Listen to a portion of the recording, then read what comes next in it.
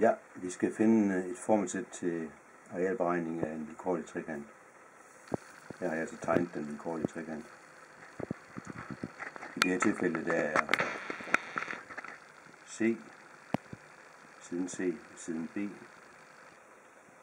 og vinklen A er kendt.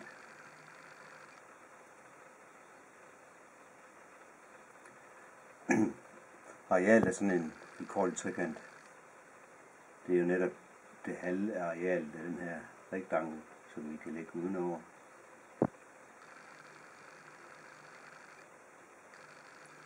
Der kan vi så se, at rektanglen har jo arealet B gange H. Så arealen af trekanten, det er netop T lige med en halv H gange G. G, det er det samme som vores grundlinje her, som hedder B, så det er det samme som T er lige med en halv H gange G. Nu kender vi jo ikke H, men vi kender jo kun C, B og A. Derfor skal vi have fundet et udtryk for H. Til det formål har jeg så tegnet den her retvinklede trekant. Den har jeg tegnet hernede.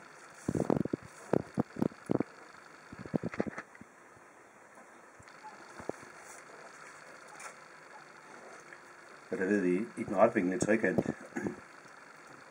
der har vi jo nogle formler, som vi kan benytte.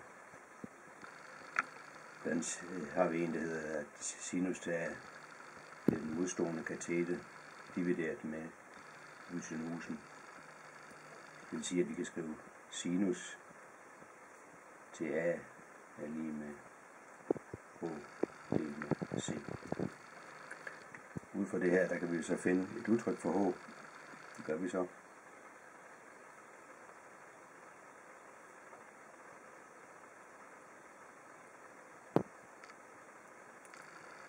Godt. Det vil sige, at vi kan benytte det her udtryk til at eliminere vores H i det oprindelige arealudtryk. Det gør vi så, vi kan eliminere. Det her det er så vores formel 2. Så vi kan skrive 1 plus 2. Det giver, at T er lige med en halv C gange B gange sinus til A. Så lige pludselig så kan vi beregne arealet af en vilkårlig trekant ud fra de tre kendte værdier. Tilsvarende, hvis vi har to af de andre sider og en vinkel, så kan vi så også udlede en formel, der hedder T er lige en halv A gange B gange sinus til C, og den sidste, der hedder T er lige med en halv A gange C gange sinus til B.